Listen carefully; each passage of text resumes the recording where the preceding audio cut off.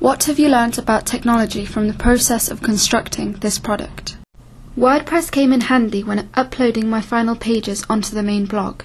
With the additional use of the Macs, I had learnt how to screenshot my pages to show developments within each step taken.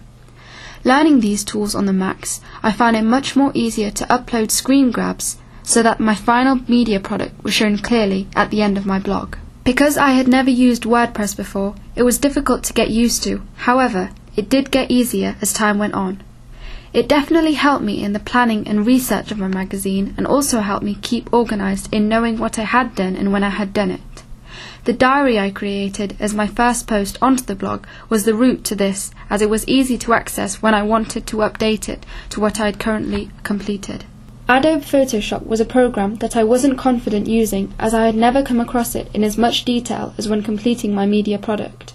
I learnt about layers and how they are beneficial when it comes to moving some text around while also editing them with ease.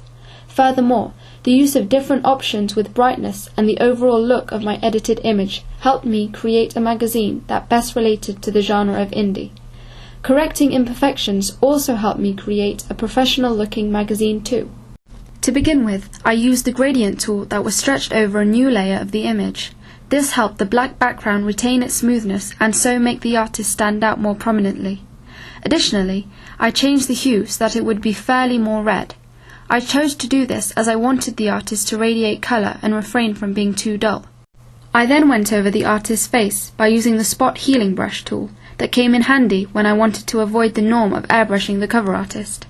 I avoided using brush tools, i.e. the blemish tool, to clearly reduce the normal appearance of a female on the cover, as I wanted to stay away from the stereotypical representation of visually increasing a face so that it matches that of a perfect human. The images showed in the contents, apart from the central image of the cover artist, were not edited vigorously, as I wanted to keep the main focus on Fleur. When coming to Fleur's image, I used the shadow highlight adjustment option so that the image created an enigmatic mood for the reader. Finding all these new tools to use, I got a better feel of how they would help me create a better looking magazine.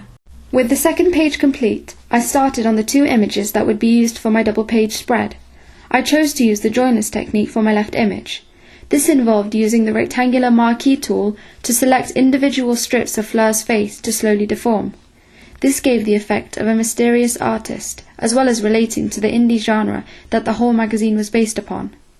This technique took a while, as I had to individually select a small strip of Fleur's face to slowly drag sideways so that her overall features were distorted. To finish off, I wanted to add another filter, this being the motion blur tool. The use of Photoshop was important on the other page of the double page spread, as I needed to color correct two images so that each would be red and blue. The fact that you could manually change the settings on color helped me create a balanced appearance for both images so that either didn't stand out more than the other. I then had to blend the layers within each other by double-clicking on one image and adjusting the options so that it would look professional. With the simple steps taken for the image in the foreground, basic saturation tool, I had to move on to a much more difficult step, using the magnetic lasso tool. This was difficult once I reached Fleur's hair. Because the different strands came out of the block of hair that would have been easier to cut out, I faced a dilemma. From trying different pathways, I decided to leave space between the strands of hair and the lasso so that I could blend the image in later. After doing so, I had to double-click on the layer and adjust the blending options so that the black background would match each other, making the whole image look like one.